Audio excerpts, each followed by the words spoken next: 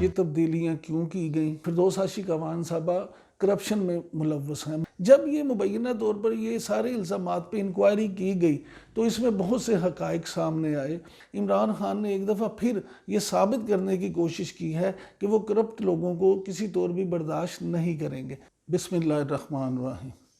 ناظرین، میں ہوں عمران یعقوب خان اور آپ دیکھ رہے ہیں واقفہ نہال۔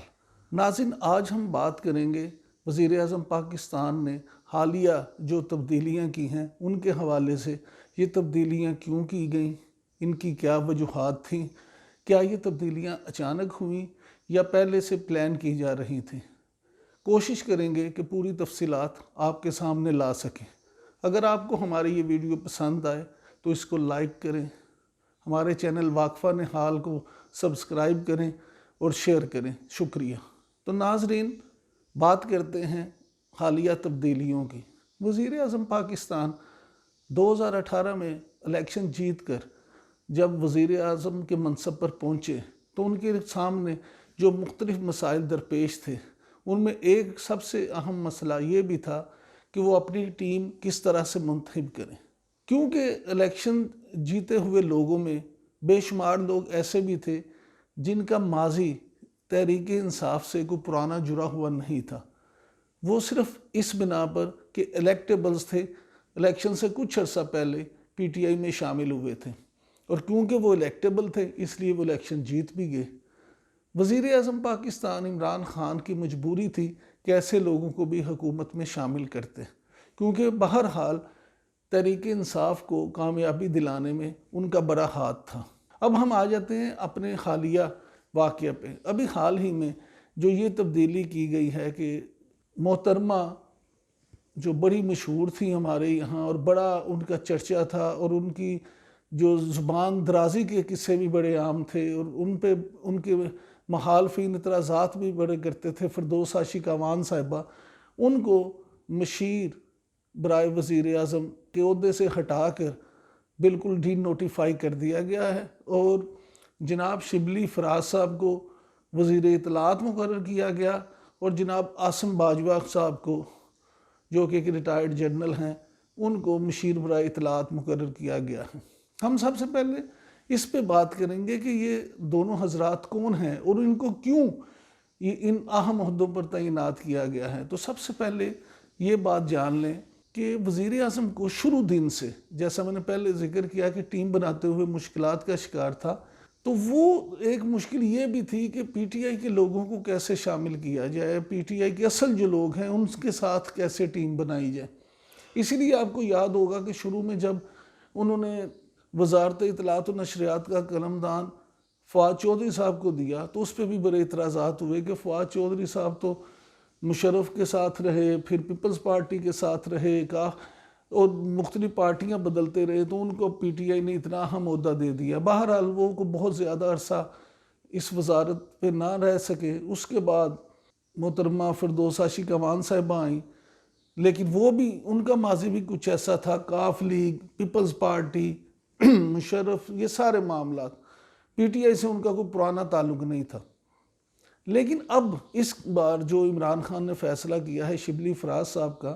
تو شبلی فراز صاحب پاکستان کے مشہور شاعر جناب احمد فراز صاحب کے صاحبزادے ہیں، انتہائی جنہیں آپ اپرائٹ آدمی ہیں۔ ان کا شمار ایسے لوگوں میں ہوتا ہے جو 2+2=4 پہ یقین رکھتے ہیں، ان سے آپ 2+2=5 نہیں کروا سکتے۔ شبلی فراز صاحب کا اگر آپ ماضی دیکھیں تو یس کو یس اور نو کو نو کہنے کے عادی ہیں، اور ان میں شاید اس طرح سے آپ کہہ سکتے ہیں کہ 2 نمبری نہیں ہے جس طرح سے عام طور پہ سیاستدانوں پہ یہ الزام لگایا جاتا ہے۔ لہٰذا ایک تو اس سے پی ٹی آئی کے لوگوں کو یہ خوشی ہوگی کہ ان کا اپنا ایک آدمی جو شروع دن سے پی ٹی آئی کے ساتھ ہے وہ وزارت اطلاعات و نشریات کے منصب پر پہنچا ہے۔ دوسرا یہ کہ جو مشن عمران خان لے کے چلے تھے اسی مشن کے جو علم بردار ہیں شبلی فراز، ان کو یہ منصب دیا گیا ہے۔ لہٰذا امید کی جا سکتی ہے کہ اپنی شائستگی کے ساتھ، اپنی پی آر کے ساتھ اور اپنے اصولوں کے ساتھ وہ اس منصب پر کو اچھے فرائض سر انجام دیں گے۔ اب آ جاتے ہیں عاصم سلیم باجوہ صاحب کی طرف۔ تو عاصم سلیم باجوہ صاحب کسی تعارف کے محتاج نہیں ہیں۔ عاصم سلیم باجوہ صاحب کا نام شاید بطور فوجی تو پہلے بہت کم لوگ جانتے ہوں۔ پہلی بار ان کا نام اس وقت سامنے آیا تھا جب جنرل پرویز مشرف کی کتاب سامنے آئی تھی۔ ناظرین، یہاں میں آپ کو بتا دوں کہ جنرل عاصم سلیم باجوہ پرویز مشرف صاحب کے قریبی لوگوں میں شمار ہوتے تھے۔ اس کے بعد جب مشرف صاحب کی حکومت چلی گئی تو وہ کیونکہ ایک پروفیشنل فوجی تھے، اس کے بعد جو بھی لوگ آتے رہے بطور آرمی چیف، عاصم سلیم باجوہ صاحب کا ان کے ساتھ بڑا اچھا نہ صرف تعلق رہا بلکہ ورکنگ ریلیشن شپ بھی بہت اچھا تھا۔ جنرل عاصم سلیم باجوہ صاحب کا شمار ایک پیور 100% پروفیشنل فوجی افسروں میں ہوتا ہے۔ انہوں نے ڈی جی پی آر کے طور پہ جب کام کیا تو ڈی جی پی آر میں بھی نہ صرف یہ کہ وہ بہت ساری تبدیلیاں لے کے آئے بلکہ ان کے دور میں آپریشن ضرب عضب بھی ہوا۔ انہوں نے خود بھی وانا میں سیکورٹی آپریشنز میں نہ صرف فرنٹ فٹ پہ حصہ لیا بلکہ وہاں پہ کامیابیاں سمیٹیں۔ اس کے علاوہ وہ کور کمانڈر کوئٹہ یعنی صدرن کور کے بھی ہیڈ کے طور پہ اپنے فرائض انجام دیتے رہے۔ جنرل کیانی اور جنرل باجوہ صاحب یہ سب جنرل عاصم باجوہ کی صلاحیتوں کے معترف ہیں۔ اسی بنا پر انہیں کچھ عرصہ پہلے سی پیک اتھارٹی کا چیئرمین بھی تعینات کیا گیا تھا، کیونکہ وہ چائنا کے ساتھ بھی ایک لائزان رکھتے ہیں اور انہیں پتہ ہے ان کی ایڈمنسٹریٹو صلاحیتیں بہت اچھی ہیں۔ اب ان کو مشیر اطلاعات بنانے کے دو بنیادی مقصد ہیں جن پہ عمل کیا جائے گا۔ ایک تو یہ کہ وہ میڈیا کی سائنس کو سمجھتے ہیں، انہیں پتہ ہے، وہ D G I S P R کے طور پہ میڈیا کے ساتھ بڑا قریبی لائزان رکھ چکے ہیں۔ دوسری جو بنیادی وجہ ہے وہ یہ ہے کہ جو یہ کچھ عرصے سے افواہیں چل رہی تھیں کہ شاید وزیر اعظم عمران خان اور اسٹیبلشمنٹ اب ایک پیج پر نہیں رہے، شاید وزیر اعظم عمران خان کی حکومت اور اسٹیبلشمنٹ میں کچھ دراریں پڑ گئی ہیں، شاید ان دونوں میں کچھ فاصلے ہو گئے ہیں، تو اس وقت ہمارا ملک اس چیز کا متحمل نہیں ہو سکتا۔ اس وقت کرونا جیسی وبا نے جس طرح سے پوری دنیا کو اپنے گھیرے میں لیا ہوا ہے، تو یہ مناسب وقت نہیں اس طرح کی باتوں کا۔ پھر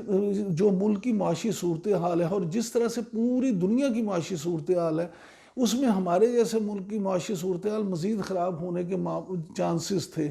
اس لیے بھی یہ افورڈ نہیں کیا جا سکتا کہ اسٹیبلشمنٹ اور حکومت میں فاصلے بڑھ جائیں، لہٰذا اس تاثر کو دور کرنے کے لیے بھی نہ صرف یہ اچھا قدم اٹھایا گیا ہے بلکہ ایک ایسے آدمی کو اس عہدے پہ لایا گیا ہے جس سے امید کی جا سکتی ہے کہ پی ٹی آئی کی گورنمنٹ بہتر انداز میں میڈیا کے ساتھ اپنا لائزان قائم کر سکے گی۔ ناظرین، اب آ جاتے ہیں فردوس عاشق امان صاحبہ کی طرف کہ جب وہ اتنے دھڑلے سے، اتنے زور و شور سے عمران خان کا موقف لے کے چل رہی تھی اور عمران خان کا بیانیہ لے کے چل رہی تھی، اور فردوس آپا جو کہ اس بات پہ مشہور ہیں کہ عمران خان کو جس انداز کا بیانیہ پسند ہے، جس طرح سے اگریسو بیٹنگ وہ پسند کرتے ہیں کہ مخالفین کو ناکوں چنے چبوا دیے جائیں، مخالفین پہ حد سے زیادہ تنقید کی جائے، تو فردوس عاشق امان صاحبہ تو اس میں اپنا ثانی نہیں رکھتی، تو پھر ان کو کیوں تبدیل کیا گیا؟ ناظرین، اس میں آپ کو بتا دوں کہ یہ کافی عرصے سے چیزیں چل رہی تھیں۔ وزیر اعظم عمران خان کو یہ شکایت بھی گئی کہ شاید فردوس عاشق امان صاحبہ کرپشن میں ملوث ہیں، مبینہ طور پر کرپشن میں ملوث ہیں۔ اس پر وزیر اعظم نے نہ صرف تحقیقات کا حکم جاری کیا بلکہ انہوں نے ایک بار پھر اس بات کا اعادہ کیا کہ تحریک انصاف کی کرپشن کے حوالے سے 0% ٹالرنس ہے اور کرپشن کسی طور پہ برداشت نہیں کی جائے گی۔ ایسی صورت میں مبینہ طور پر فردوس عاشق امان صاحبہ کے حوالے سے جو 2-3 چیزیں سامنے آئیں، وہ ایک یہ تھی کہ انہوں نے اپنے اس منصب کا فائدہ اٹھاتے ہوئے ایک ایسی کمپنی کو مبینہ طور پر رجسٹرڈ کروایا، ایڈورٹائزنگ کمپنی کو، جو کہ پہلے کو بڑی غیر معروف تھی، اور پھر اس کمپنی کے ذریعے سے گورنمنٹ کا جتنا بھی بزنس ریلیز کیا جاتا رہا، گورنمنٹ کے جتنے بھی اشتہارات میڈیا کو ریلیز کیے جاتے رہے، وہ زیادہ تر اسی کمپنی کی طرف سے ہوئے، اور اس کمپنی کے ساتھ ان کا مبینہ طور پر یہ معاملہ طے تھا کہ جو بھی اس میں کمیشن ہوگی وہ ساری کمیشن فردوس عاشق امان صاحبہ اور اس کمپنی کے مالک 50-50 کریں گے۔ دوسرا، ان کے حوالے سے یہ الزام بھی سامنے آیا کہ انہوں نے انفارمیشن ڈپارٹمنٹ کے کچھ افسروں سے یہ بھی کہا کہ آپ مبینہ طور پہ یہ کہا گیا انہیں کہ آپ جتنے بھی سرکاری اشتہارات دیں گے اس میں سے 10% کوٹا آپ نے کمیشن کے طور پہ رکھنا ہے۔ پھر اس کے علاوہ مبینہ طور پر یہ بھی الزام سامنے آیا کہ جناب انہوں نے پی ٹی وی میں بھرتیاں بہت زیادہ کی، اپنے رشتہ داروں کی، اپنے عزیزوں کی، اپنے حلقے کے لوگوں کی، اور بہت سے لوگوں کو پی ٹی وی میں غیر قانونی طور پہ بھرتی کیا گیا۔ اور سب سے بڑھ کر یہ بھی کہ انہوں نے نہ صرف پی ٹی وی کے خرچے پہ اپنے گھر میں ذاتی ملازم رکھے ہوئے تھے، بلکہ غیر قانونی طور پہ ان کے زیر استعمال 3 سے 5 گاڑیاں بھی ایسی تھیں جو ان کا استحقاق نہیں تھا، لیکن انہوں نے اپنی منسٹری سے یہ گاڑیاں منگوائی ہوئی تھی۔ جب یہ مبینہ طور پر یہ سارے الزامات پہ انکوائری کی گئی تو اس میں بہت سے حقائق سامنے آئے، اور اس انکوائری کے سلسلے میں نہ صرف یہ کہ انفارمیشن افسروں کے بھی انٹرویو کیے گئے، بلکہ P T V headquarter سے بھی جا کے تحقیقات کی گئی۔ جب وزیر اعظم پاکستان عمران خان کے سامنے یہ ساری رپورٹ پیش کی گئی تو پھر انہیں اندازہ ہوا کہ ان کی ناک کے نیچے یہ کیا ہو رہا تھا، لہٰذا انہوں نے فوری طور پہ فردوس عاشق اعوان صاحبہ کو نہ صرف منصب سے ہٹا دیا، بلکہ آپ دیکھیں کہ ان کو ڈی نوٹیفائی کیا گیا ہے، ان کو کسی اور جگہ پہ متبادل کے طور پہ کوئی اہم ذمہ داری نہیں سونپی گئی۔ تو ناظرین، یہ جو ہمیشہ سے کہا جاتا ہے کہ وزیر اعظم عمران خان ذاتی طور پہ کرپٹ نہیں ہے، وہ کرپشن نہیں چاہتے، وہ کرپشن کو پسند نہیں کرتے، تو شاید عمران خان نے ایک دفعہ پھر یہ ثابت کرنے کی کوشش کی ہے کہ وہ کرپٹ لوگوں کو کسی طور بھی برداشت نہیں کریں گے۔ ہمیں امید کرنی چاہیے کہ یہ جو حالیہ تبدیلیاں کی گئی ہیں شاید اس سے ملک میں بہتری آئے، اور جو ایک نئے بلاک کی بات کی جا رہی ہے کہ اس وقت کرونا کے باعث جو پوری دنیا کی سچویشن بن گئی ہے، اور جو امریکہ، رشیا، چین اور یہ سارے ممالک جو ہیں جس طرح کی صورتحال کا شکار ہوئے ہیں، اس سے اب دنیا میں ایک تبدیلی آئے گی اور ایک نیا بلاک بنے گا جس میں یہ کہا جا رہا ہے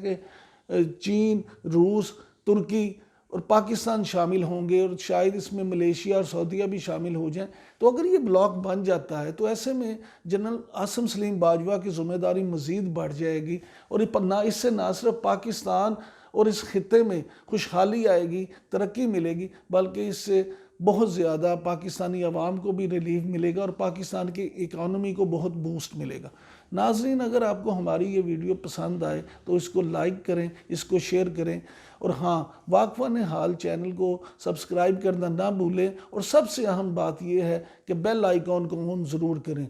بہت شکریہ۔ پاکستان زندہ باد۔